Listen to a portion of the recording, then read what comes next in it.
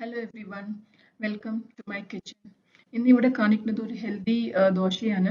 ബ്രേക്ക്ഫാസ്റ്റിനോ ഡിന്നറിനോ നല്ല ഒരു ഹെൽത്തി ഫുഡാണ് രാഗി ദോശ.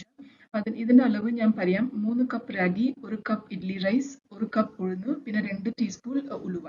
ഈ 3 കപ്പ് രാഗിന് വേണമെങ്കിൽ പല കോമ്പിനേഷൻ എടുക്കാം. 1 കപ്പ് രാഗി വിത്ത് 2 കപ്സ് മില്ലറ്റ്, അല്ലെങ്കിൽ 2 കപ്സ് രാഗി വിത്ത് 1 കപ്പ് മില്ലറ്റ്.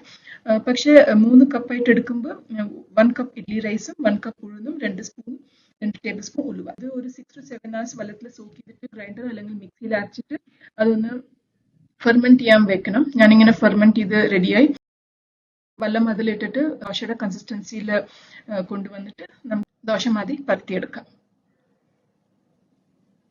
നല്ലൊരു ബ്രേക്ക്ഫാസ്റ്റ് ആണ്. 1 or 2 ദോശ കഴിച്ചാൽ മതി. നല്ല ഫില്ലിംഗ് ആയിട്ട് ഉണ്ടാവും, നല്ല ക്രിസ്പി ആയിട്ടും വരും. ഫെർമെന്റഡ് ദോശ ആകുമ്പോൾ നമുക്ക് അത് നല്ലതാണ്. അരി ഇട്ടതുകൊണ്ട് നന്നായിട്ട് പരത്താനും കിട്ടും, ടേസ്റ്റും നന്നായിട്ടുണ്ടാവും.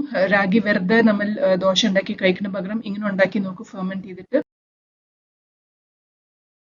കുറച്ച് ദോശമാവ് ബാക്കി വന്നാൽ അത് ഞാൻ പിറ്റേ ദിവസം എന്താ നമുക്ക് യൂസ് ചെയ്യാൻ ഞാൻ അടുത്ത വീഡിയോയിൽ കാണിക്കാം. ഇത് ചട്നി അല്ലെങ്കിൽ സാമ്പാർ കൂട്ടിയിട്ട് നല്ലൊരു കോമ്പിനേഷൻ ആണ്.